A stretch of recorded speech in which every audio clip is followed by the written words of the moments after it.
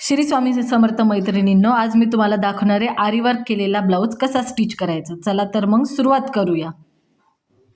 सर्वात पहिले त्याच्यावर अस्तर ठेवून घ्यायचं आहे, प्रॉपर कटिंग केलेला सेंटरला। ती डिझाईन मॅच करून घ्यायची आहे आणि पिन वगैरे लावून घ्यायचं आहे आपल्याला। अगदी एकदम प्रॉपर सेंटरला ठेवून घ्यायचं आहे। हवं तर तुम्ही चॉकने मार्क पण करू शकता डिझाईनवर, मी नाही केली। सिंगल दाब लावायचा आहे, सिंगल दाबने बरोबर डिझाईन जे वर्क केलेलं आहे ना त्या साईडने शिलाई करत जायचं आहे, व्यवस्थित करायचं आहे। कारण की त्याला मणी वगैरे असतात ना, तर ते थोडंसं प्रॉब्लेम येतो शिवायला। व्यवस्थित एकदम हळूवारपणे आपल्याला ती डिझाईन प्रॉपर स्टिच करून घ्यायची आहे। हे बघा, तुम्हाला दाखवते त्याप्रमाणे तुम्ही असं करायचं आहे। ही थोडी हार्ड डिझाईन आहे, या डिझाईनला कोणे जास्त आहे, त्याच्यामुळे मी खूप सावकाशपणे अगदी हळूहळू मी शिलाई मारून घेते। हे बघा, आता ऑलमोस्ट होतच आली माझी डिझाईन। हे बघा, असं बरोबर डिझाईन वर्क केलेल्या साईडने सिंगल दाब लावून आपल्याला अशी शिलाई स्टिच करून घ्यायचे। हे बघा, माझी झाली। आता आपण हे काढून घेऊयात। माझं इथे थोडंसं कट करून घ्यायचं आहे। हे बघा, एक्स्ट्रा धागा वगैरे कट करून घ्यायचं आहे।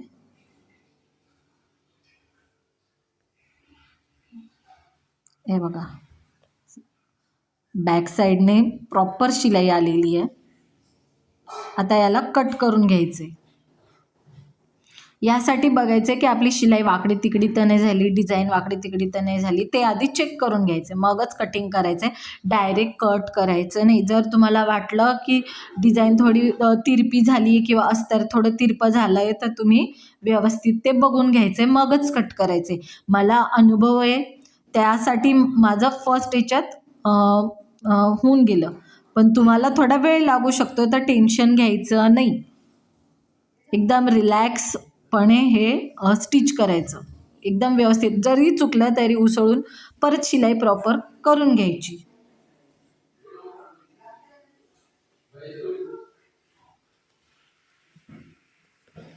कोण्यांना कट करून घ्यायचं आहे, त्याच्याशिवाय डिझाईन प्रॉपर सेट होत नाही, हे आपल्याला माहितीच आहे।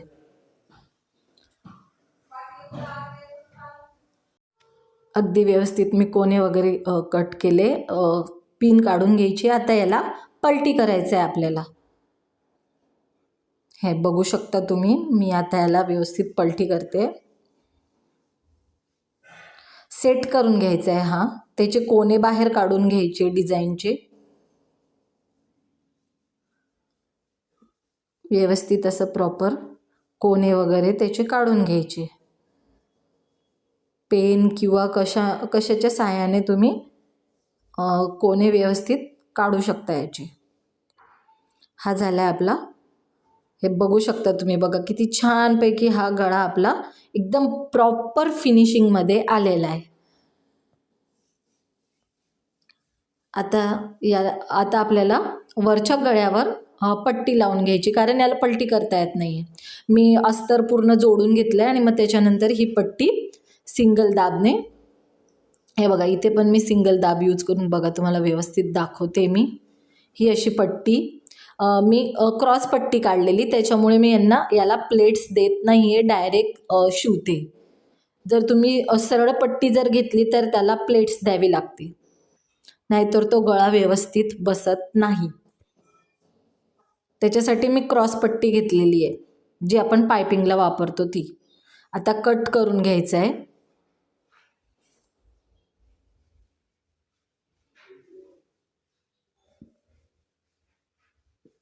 एक्स्ट्रावाली पट्टी पण कट करते। याला पण आपण कट करून घ्यायचं आहे कोण्यांना, म्हणजे एकदम व्यवस्थित प्रॉपर सेट होईल. दाब शिलाई देऊन घ्यायची आहे त्याच्यावरती.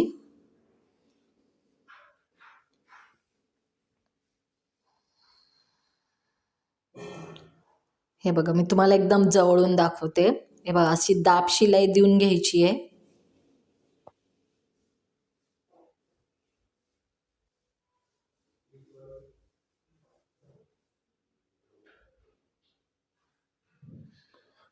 कट करून घ्यायचं आहे.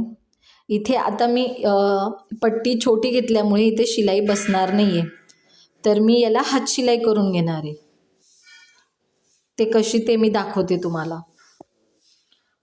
सुई आणि धाग्याने याला हात शिलाई करून घ्यायची आहे. हे बघा, मी आता याला हात शिलाई करते.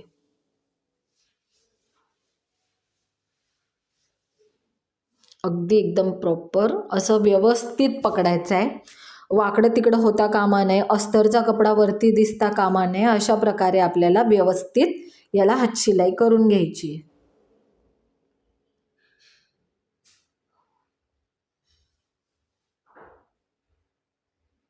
तोपर्यंत तुम्ही मला माझ्या चॅनलवर नवीन असाल तर सबस्क्राईब करून घ्या, म्हणजे तुम्हाला असे नवनवीन व्हिडिओ बघायला मिळतील. म्हणजे शिकण्यासारखंच मी तुम्हाला व्हिडिओ टाकते याची माझ्या चॅनलवर.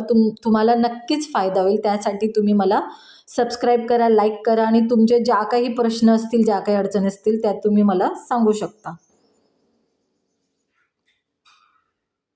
अगदी मी तुम्हाला डिटेलिंगमध्ये सर्व प्रकारच्या माहिती देईल माझ्या चॅनलवर. तर त्यासाठी तुम्हाला मला सबस्क्राईब करावं लागेल.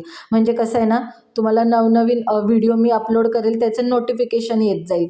त्यासाठी तुम्हाला सबस्क्राईब करावं लागेल. हे बघा, आपली हात शिलाई करून झालेली आहे. हे बघा, एकदम प्रॉपर असं व्यवस्थित छान असं आरीवर्कचा डिझाईन आपण स्टिच करून घेतलाय. अगदी सोप्या पद्धतीमध्ये. बघू शकता मैत्रिणींना तुम्ही, काहीच अवघड नसतं. थँक्यू.